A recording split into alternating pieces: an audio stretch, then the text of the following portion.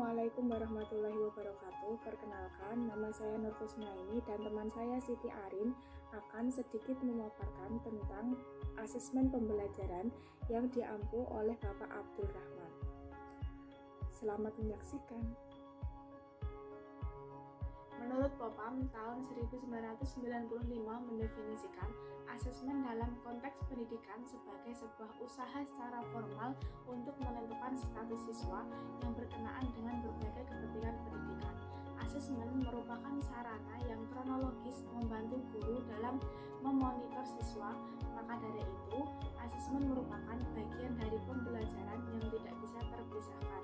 Maka dapat disimpulkan bahwa asesmen merupakan kegiatan menafsirkan data hasil pengukuran dalam pembelajaran siswa. Mengapa dalam sebuah pembelajaran siswa perlu memerlukan asesmen? Karena dalam asesmen tidak hanya mengungkapkan konsep yang telah dicapai, akan tetapi juga tentang proses perkembangan bagaimana suatu konsep tersebut dapat diperoleh. Tujuan asesmen dalam pembelajaran ini juga untuk menganalisis atau menjelaskan prestasi siswa dalam mengerjakan tugas yang terkait dan mengefektifkan penggunaan informasi untuk mencapai tujuan pendidikan. Selanjutnya adalah terkait dengan manfaat. Berdasarkan buku yang sudah kita bedah, terdapat 4 manfaat asesmen pembelajaran. Yang pertama, guru dapat mengetahui seberapa jauh peserta didik dapat mencapai tingkat kompetensi yang sudah dipersyaratkan. Yang kedua, memberikan umpan balik antara peserta didik dan pendidik untuk dapat mengevaluasi diri. Yang ketiga, mendiagnosis kesulitan belajar dari peserta didik. Dan yang keempat, upaya pendidik untuk dapat menemukan kelebihan dan kekurangan peserta didik atau sistem pembelajaran yang sudah dilaksanakan. Selanjutnya terkait dengan konsep dasar. Ternyata terdapat 4 konsep dasar dalam asesmen pembelajaran. Yang pertama adalah tes. Tes merupakan instrumen yang digunakan dalam melakukan pengukuran dan penilaian. Tes merupakan salah satu cara untuk menaksir besarnya kemampuan seseorang secara tidak langsung dengan menggunakan stimulus atau pertanyaan. Dalam pendidikan dan pembelajaran, tes digunakan oleh guru sebagai instrumen untuk mengukur keberhasilan siswa dalam mencapai tujuan pendidikan dan pengajaran.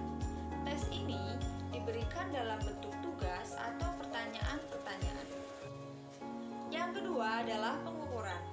Pengukuran merupakan kegiatan mengukur dengan memberikan nilai atau angka kepada peserta didik. Pengukuran digunakan oleh guru dalam pembelajaran setelah siswa melakukan sebuah tes.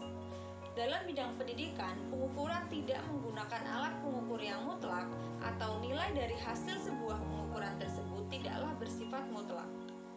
Pemberian angka oleh guru setelah siswa melakukan sebuah tes disebut nilai mentah. Hal ini karena angka tersebut belum mempresentasikan tingkat kualitas dari apa yang diukur atau hanya bersifat kuantitatif. Yang ketiga adalah evaluasi. Evaluasi adalah proses pemberian kualitas hasil dengan cara membandingkan angka hasil pengukuran dengan kriteria batas minimal tertentu. Kriteria ini dapat dilakukan sebelum pengukuran dan bersifat mutlak atau disebut dengan penilaian acuan patokan atau penilaian acuan kriteria yang disingkat dengan PAP atau PAK. Selain itu, kriteria juga dapat ditentukan setelah kegiatan pengukuran yang dilakukan dan didasarkan pada kegiatan kelompok dan bersifat relatif, sehingga disebut dengan penilaian acuan norma. Yang keempat dan yang terakhir adalah asesmen. Asesmen merupakan suatu proses pengumpulan, pelaporan, penggunaan informasi tentang hasil belajar, baik siswa secara perorangan maupun kelompok yang diperoleh melalui pengukuran. Asesmen tidak hanya menilai hasil proses belajar siswa secara individu, tetapi juga kemajuan belajar siswa. Asesmen dibagi menjadi 2. Yang pertama adalah asesmen formatif. Asesmen ini merupakan asesmen yang dilakukan secara periodik sepanjang satuan pembelajaran. Misalnya, setiap selesai materi selesai diajarkan. Asesmen ini digunakan untuk mengetahui seberapa banyak yang sudah diserap oleh siswa selama kegiatan belajar berlangsung. Yang kedua adalah penilaian sumatif. Penilaian sumatif merupakan penilaian yang dilakukan di akhir satuan pembelajaran atau sering disebut dengan ujian akhir atau ujian atau UAS. Terdapat beberapa pengguna yang dapat menggunakan asesmen pembelajaran.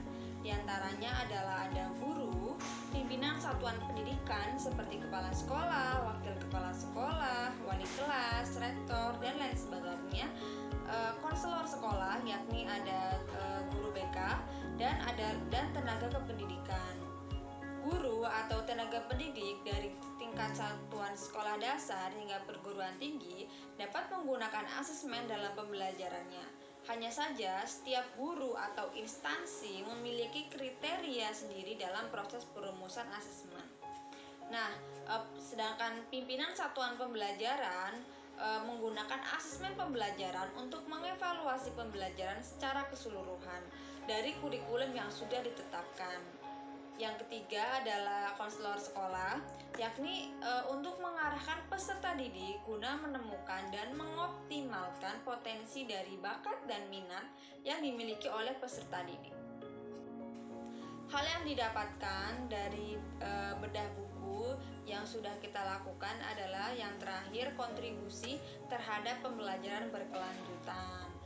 Terdapat beberapa kontribusi asesmen pembelajaran dalam pembelajaran berkelanjutan, antara lain yang pertama adalah membantu mengevaluasi secara keseluruhan pembelajaran yang sudah dilakukan. Yang kedua yakni membantu menentukan pembelajaran yang baik dan sesuai. Yang ketiga adalah melakukan penelitian terhadap peserta didik. Dan yang keempat adalah mengoptimalkan kemampuan peserta didik. Terima kasih. Demikian yang dapat kami sampaikan. Banyak salahnya mohon maaf sebesar-besarnya. Semoga bisa bermanfaat. Wassalamualaikum warahmatullahi wabarakatuh.